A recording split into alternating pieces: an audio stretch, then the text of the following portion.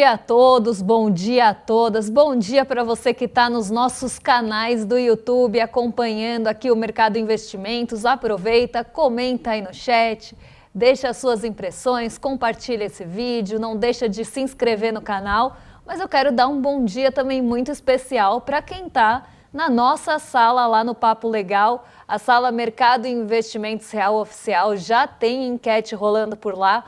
Daqui a pouquinho eu mostro para vocês qual é a nossa enquete do dia, mas já adianto, tem a ver com o tarifável. Então a gente vai falar sobre esse assunto hoje, não tem como não falar desse assunto, é o nosso principal destaque. Mas antes de passar pelos destaques do nosso portal, antes de entrar nos assuntos, eu quero dar um bom dia também especial lá para o Ceará, porque hoje é para lá que a gente viaja. Porque a Web Rádio São João de Quixadá, no Ceará, é uma parceira nossa aqui que transmite o ICL. E se você também quer fazer parte dessa nossa rede e ter a sua emissora divulgada aqui nos nossos programas, manda um e-mail para a gente, não esquece, é retransmissão@icl.com.br, que você tem a oportunidade não só de passar a nossa programação, de retransmitir, como também ter a sua rádio divulgada aqui na nossa programação diária.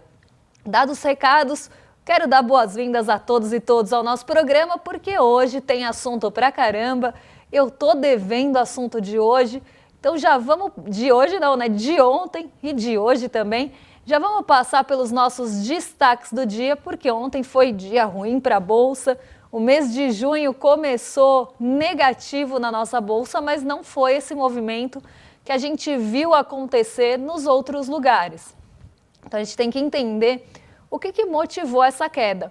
Vai ser mais um dia da marmota, Débora? Vai ser mais um dia da marmota.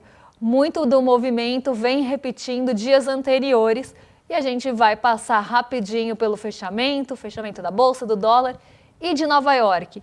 Mas não só isso, porque tem tarifas ameaçando o nosso Brasilzão aqui, a volta da tarifa fatal, a nossa novela que tinha dado uma pausa, parece que entrou naquele momento de pausa na temporada, mas voltou a rondar aqui, porque os Estados Unidos não só atacaram o Pix, como propuseram um novo tarifaço de 25% contra o Brasil. Será que vai abranger tudo? Será que alguns produtos ficaram fora da lista?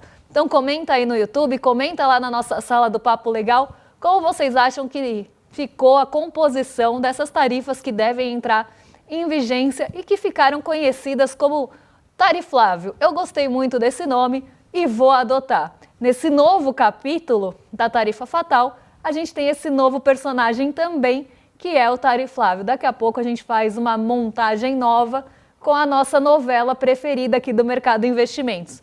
Mas tem outros assuntos importantes para falar com vocês. As mudanças do FGC, tiveram mudanças depois do caso Master e a gente precisa entender quais são. Então vou explicar para vocês tintim por tintim. E ainda tem o Focus que ficou de ontem, que não trouxe muita novidade, mas mesmo assim é importante a gente falar principalmente das expectativas de inflação que voltaram a subir nessa semana, na segunda-feira.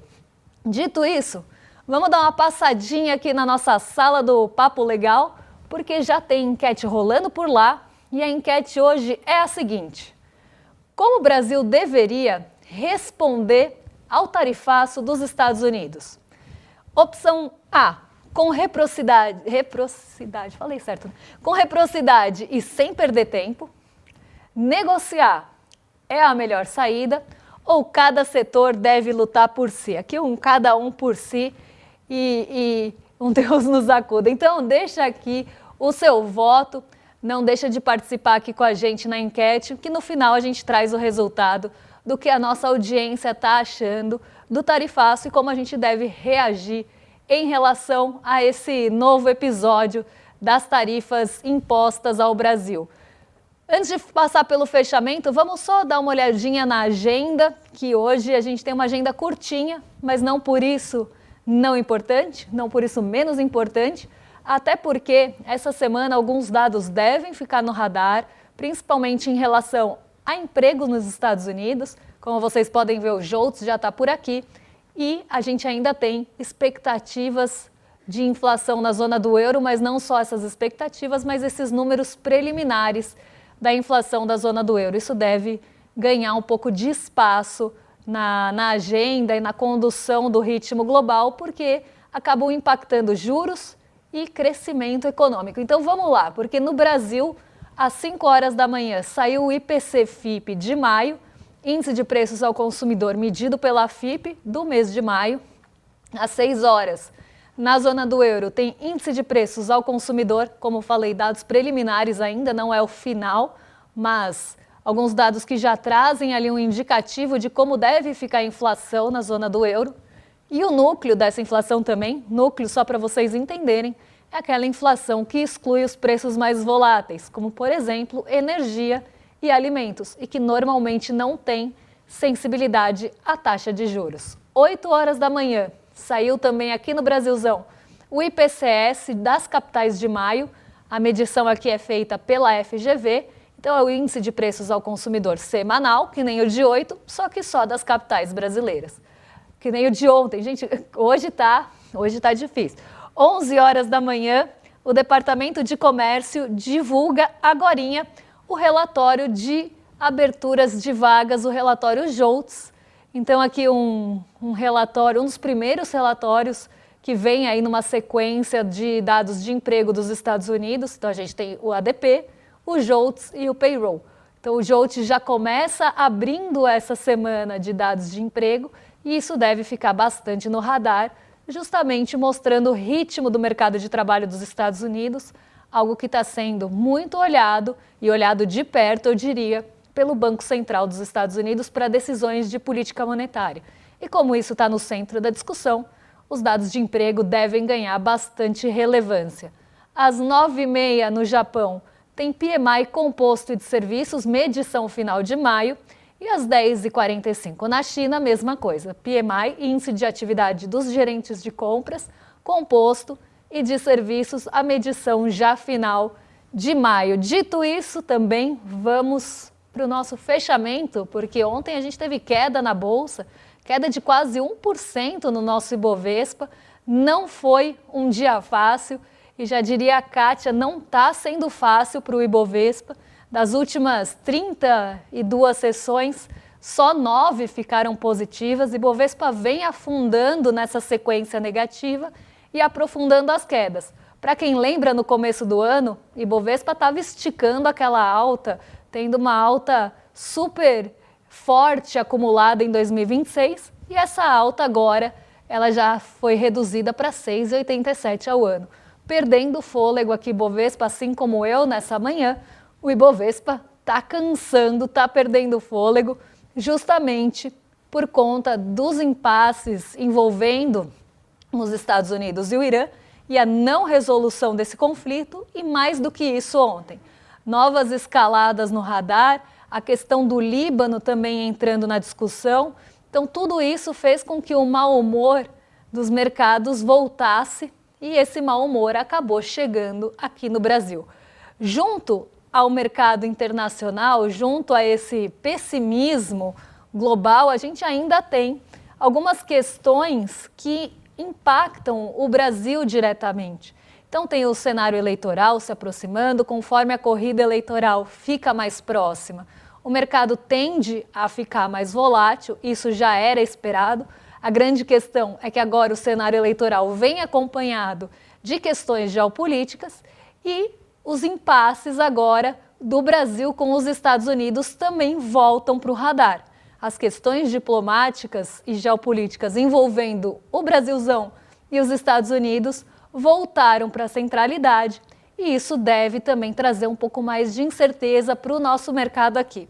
Então, uma sequência ruim para o Ibovespa que estava super bem no começo do ano, começa justamente a perder essa força, junto a outros mercados emergentes de forma geral e por questões também específicas de Brasil. Então vamos colocar aqui na tela, pode deixar aí na tela para o pessoal de casa acompanhar, porque a gente teve queda de 0,91 no Ibovespa que foi a 172.197 pontos, inclusive vai aí para o pior patamar desde janeiro, em nível de pontos aqui, mas não foi um dia de valorização do dólar. Isso é interessante, né? O Ibovespa caiu bastante, mas o dólar não subiu, o dólar não fortaleceu frente ao real, ou o real não desvalorizou mais. Por quê? Ontem foi um dia que as tensões geopolíticas voltaram para o radar, como eu já falei para vocês. Então foi um dia que a gente teve a escalada, ou o receio da escalada dos conflitos envolvendo os Estados Unidos e o Irã, e agora também, né, a gente tem a questão do Líbano voltando para o radar, voltando para os holofotes.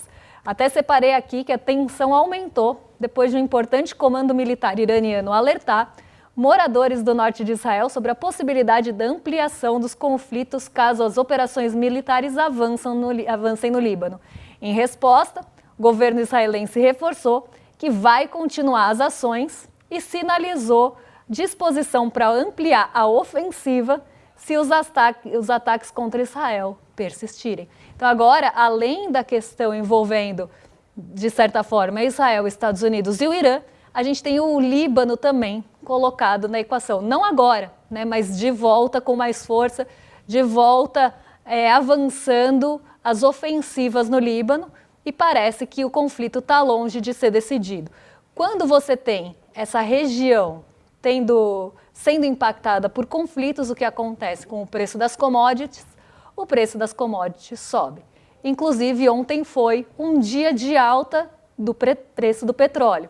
E esse preço do petróleo acabou favorecendo algumas empresas brasileiras aqui, como a Petrobras, que se desvencilharam, conseguiram driblar esse terreno negativo e ficar no positivo. Mas a Petrobras sozinha não faria verão. Então, o que aconteceu? Essa expectativa de aumento do preço das commodities até segurou um pouco o dólar. A gente não teve uma alta do dólar conforme a bolsa caiu, justamente por esse setor de matérias-primas ter segurado um pouquinho a barra ali. Mas não foi um dia positivo para a nossa bolsa de forma generalizada, as ações foram mais para o negativo mesmo. Então, o dólar só não subiu ontem por esse contrapeso do preço das commodities e principalmente do preço do petróleo. Mas a nossa bolsa caiu da mesma forma. Então, aqui só explicando porque esse não é um movimento clássico, né? O movimento clássico é alta de dólar com queda de bolsa. Em Nova York, a gente teve alta nas bolsas por lá, mas esse movimento também não chegou aqui. Isso porque, em Nova York, o que direcionou e conduziu mais uma vez o mercado foi o setor de tecnologia e falas específicas da NVIDIA.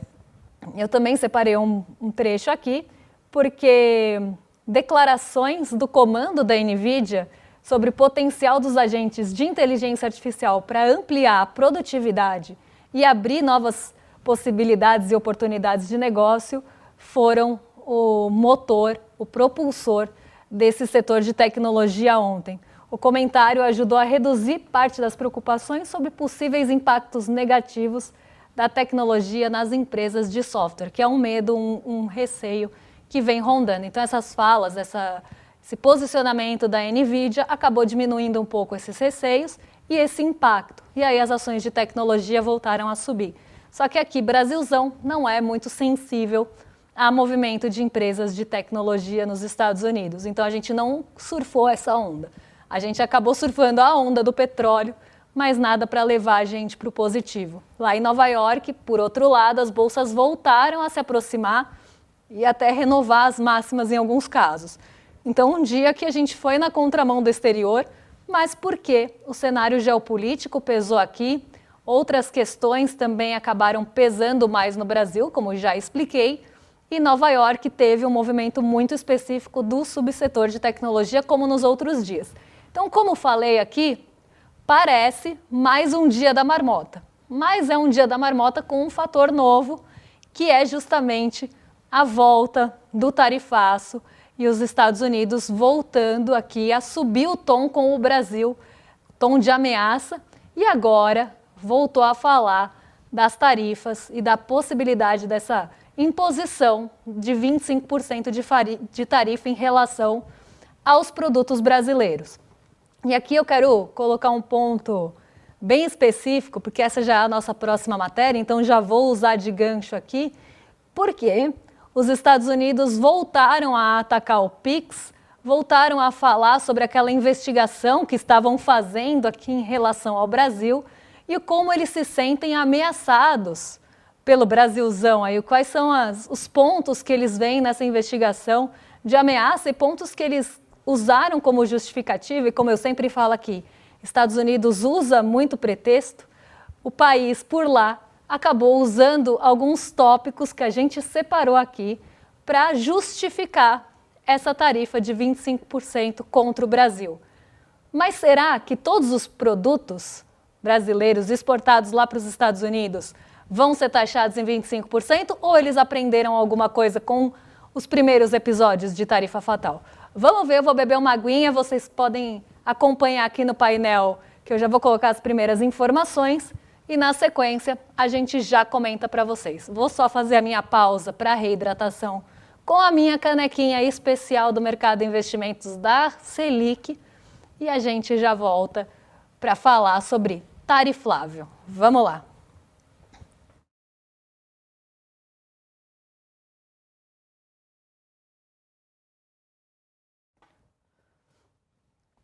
Quais são as acusações, então, dos Estados Unidos contra o Brasil? O que está sendo usado de justificativa para os Estados Unidos colocarem essa tarifa, impuserem? Ixi, agora eu perdi tudo. Eu estou hoje, gente, assim de saúde, porque eu não dormi essa noite. Eu estou com dor de garganta. Mas vamos lá. Quais são as acusações dos Estados Unidos contra o Brasil? Regulação das redes sociais. Lembra ontem? Gente, olha, parece que foi, né? Parece que eu tirei no tarô isso aí, mas não tirei. Apesar de as pessoas acharem que economista é meio cartomante. Lembra ontem que eu falei que uma das questões que pegavam ali para o tarifaço e que estavam no pano de fundo ali, quase no background do tarifaço, quando eles usaram a figura do Jair Bolsonaro, quando eles usaram a figura da ditadura da toga, eu falei que tinha outros interesses em jogo e eu falei sobre a regulação das redes sociais? Pois é, quem diria? Olha, hoje eu vou mandar um beijo para minha amiga Kendi porque ela voltou. Quem diria que isso voltaria a aparecer? Da outra vez ficou um pouco mais camuflado, mas agora isso foi usado realmente como justificativa. O fato do Brasil regular as redes sociais ou buscar essa regulação faz com que os Estados Unidos se sintam coitados, acuados, se sintam ameaçados pelo Brasil. Isso porque as Big Techs são parte importante do apoio de Donald Trump. As Big Techs e suas figuras ali de comando apoiaram Donald Trump. Então, Donald Trump tem esse dever aí de proteger as Big Techs estadunidenses, dizendo que é interesse nacional, dizendo que você tem que pensar nos Estados Unidos, e ele sempre vai falar que algo está prejudicando os Estados Unidos. Donald Trump é um laranjão que se faz de vítima como ninguém. Tudo ameaça os Estados Unidos, tudo é contra os Estados Unidos, eles se colocam quase como os outros, como os coitados da história, que todo mundo está ali prejudicando os Estados Unidos, e ele ainda fala quantos presidentes não passaram e não resolveram essa situação pobre dos Estados Unidos, né? Tão vítimas dos outros países, eles nem têm poder para impor qualquer coisa ou suas vontades, nem usam isso, né? Nem usam subterfúgios aí para continuar mantendo a sua hegemonia, mas eles estão aí como grandes vítimas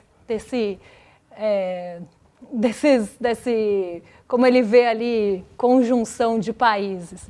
Então, uma das coisas que voltou aqui para o radar é justamente a regulação das redes sociais, que a gente falou ontem, antes de sair qualquer documento. Então, sempre esteve no radar. A questão das redes sociais pega assim para os Estados Unidos e eles se veem prejudicados, como eles também se veem prejudicados pelo comércio digital e serviços de pagamento, que a gente está falando de quem? Do nosso querido Pix. Então, o Pix também voltou a ser atacado como uma forma ali de lesar os Estados Unidos, que está tirando dinheiro das empresas estadunidenses, pensando aqui que eles sempre vão defender os próprios interesses e colocar esses interesses acima de qualquer coisa, ainda que você esteja ultrapassando os limites territoriais do seu país.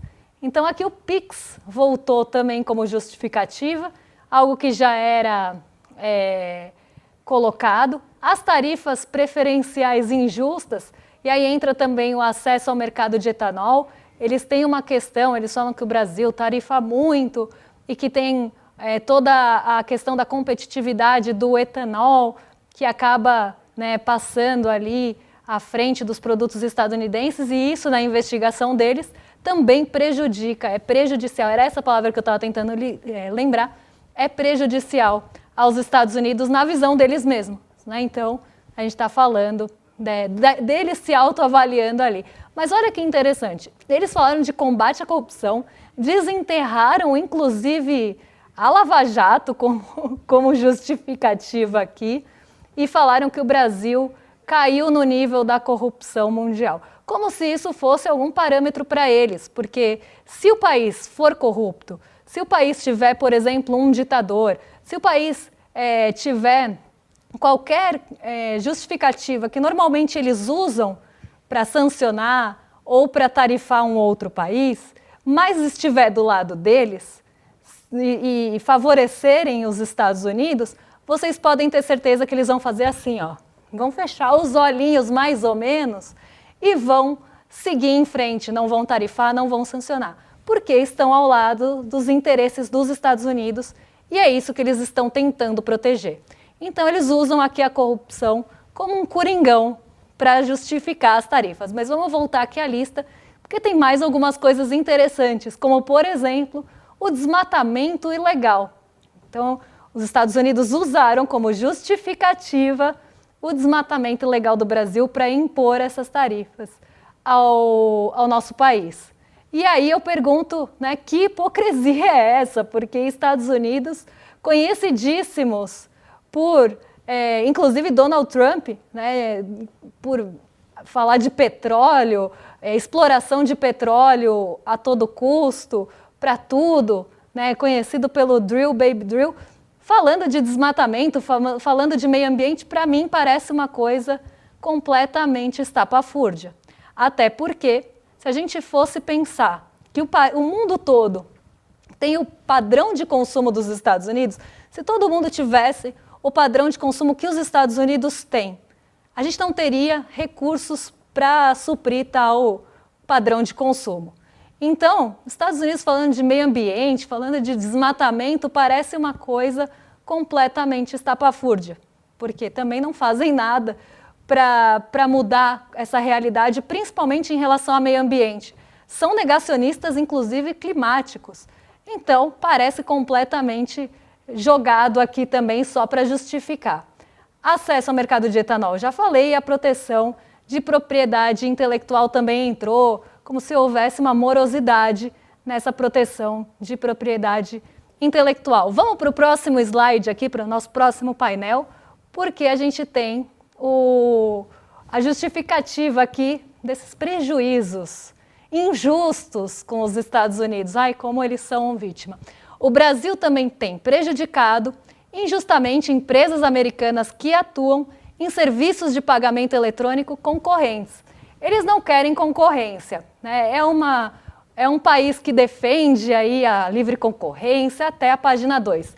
É um país neoliberal até a página 2, porque se começa a ter concorrência, uma concorrência que eles veem como injusta, um pagamento digital que não tem custo, a gente sabe que as máquinas de cartão têm, aí é concorrência, aí tem que atuar. Aí a mão invisível do mercado entra com tudo, e eu nem vou falar o que eu ia falar, mas a mão vem com tudo e regula e tenta botar tarifa e vai tentar ajudar algum setor.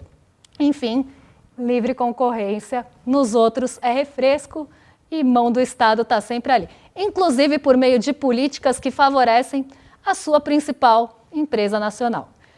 É injusto exigir que os concorrentes ofereçam vantagens ao PIX como disponibilidade, visibilidade e limites de taxas. E o Brasil discrimina os fornecedores de serviços de pagamento eletrônico dos Estados Unidos ao conceder essas vantagens apenas ao campeão nacional brasileiro. Poxa, eles estão chateados que a gente está favorecendo o Pix e que o Pix tem força. Eles estão chateados porque o WhatsApp Pay lá não pegou. Eles estão chateados porque a Visa e a Mastercard devem estar chorando. E isso tira lucro dos Estados Unidos. E a gente está falando de um meio digital de pagamento aqui, nacional, brasileiro, e sem custo. E isso, nossa, é tão injusto. Mas vamos continuar aqui.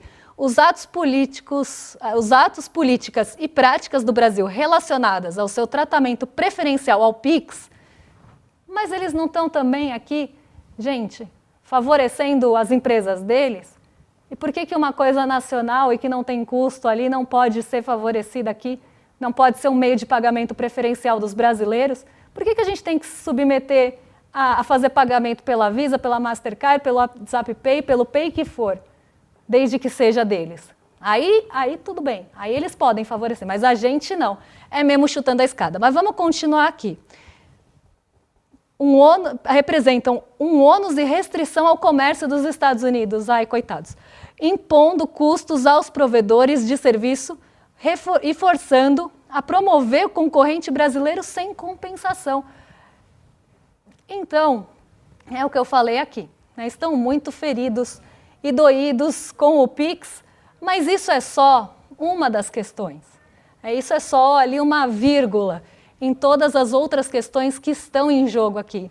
Tem as Big Techs, tem a questão das terras raras, tem a questão dos BRICS e tem a questão do Pix, que tem incomodado muito. Donald Trump, se pudesse, acabava com o Pix. E eu acho que com o apoio de Flávio Bolsonaro, que iria contra os brasileiros para favorecimento próprio ou para tentar tirar alguma vantagem, ainda que isso prejudique o país, assim como ele deve defender o tariflável, como foi apelidado essa tarifa ou essa imposição nova de tarifa de 25% ao Brasilzão.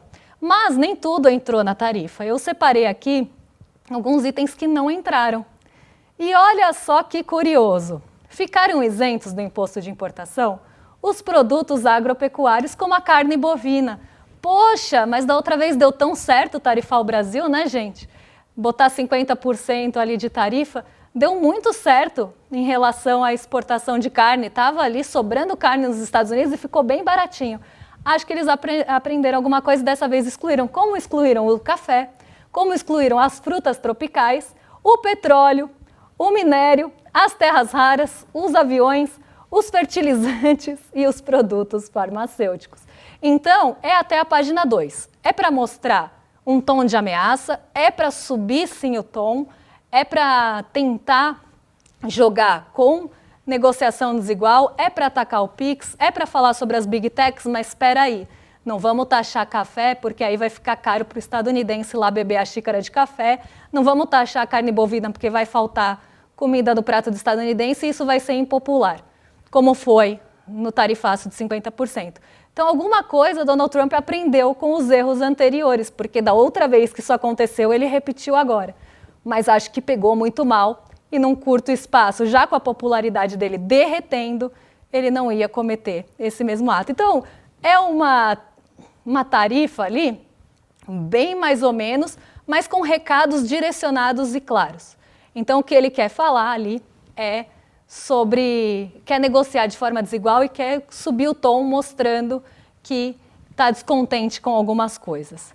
E isso, junto ao que a gente estava falando ontem do PCC, do Comando Vermelho, fecha esse pacotão aí de insatisfações de Donald Trump em relação ao Brasil, porque, nossa, coitado, como ele é prejudicado, como os Estados Unidos são prejudicados pelos outros países. Eles nem têm relação desigual com ninguém, é tão igual a correlação de força. Mas então vamos chamar vocês agora para a nossa aula muito especial e que tem tudo a ver com preço, principalmente de alimentos, com várias questões que envolvem aí, inclusive o combate dessas catástrofes climáticas e o impacto disso, porque o Super El Niño e a catástrofe climática é a nossa aula, nossa próxima aula, que acontece no dia 9 de junho, terça-feira, às 8 horas. Então você não pode ficar de fora dessa, é um assunto super atual, é um assunto que fala de temas muito importantes e que podem trazer consequências sérias para o Brasil e para o nosso bolso, para a população brasileira. Então, é um debate super interessante e atual e a gente vai conduzir essa aula no dia 9. Então, para não perder, para não ficar de fora, iclmercado.com.br é o QR Code que está ali no cantinho. Antes de chamar o rolê, vamos passar o resultado da nossa enquete? Hoje eu não esqueci da enquete, hein? Eu tô de parabéns. Vamos lá. Como o Brasil deveria responder ao tarifaço dos Estados Unidos? 73% dos respondentes acredita que é com reciprocidade e sem perder tempo. Então, de forma ágil e dura aqui, respondendo à mesma altura, talvez, negociar é a melhor saída para 25% e cada setor que lute por si ficou com 1% dos votos. Então, a maioria da nossa audiência acha que a reciprocidade, gente, hoje está complicado trava-língua aqui, a reciprocidade é o melhor caminho. Agora sim, vou jogar para os nossos vizinhos de cima, porque o William De Luca e Guga Noblat já estão a postos para receber vocês. E eu volto amanhã para contar o que mexe com o nosso bolso, com a nossa bolsa, com as nossas vidas e com a geopolítica e com o preço dos alimentos, com tudo isso. Um beijão e até lá! Quais vocês acham que são as postagens que mais têm atraído a atenção das pessoas nas redes sociais ao longo dessas últimas semanas? O escândalo do filme Dark Horse, com Flávio Bolsonaro e Daniel Vorcaro? Não. As postagens que mais têm atraído a atenção das pessoas são as postagens sobre a possibilidade de um super El Niño que já poderia começar nos próximos meses. Uma das maiores tragédias climáticas já vivenciadas. E o alerta é justificado, porque o que está por vir pode ser realmente catastrófico. O ICL resolveu chamar uma das autoridades mais radicais e controversas sobre o assunto, professor emérito da Universidade do Arizona, Guy McPherson. Para ele, tudo isso que a gente está assistindo é só o começo de algo muito pior e maior. A aula do professor McPherson vai acontecer no dia 9 de junho, uma terça-feira, às 8 horas da noite. E ninguém pode deixar de assistir. Somente sabendo do risco que está por vir, a gente vai ser capaz de juntos se proteger e tomar as medidas necessárias.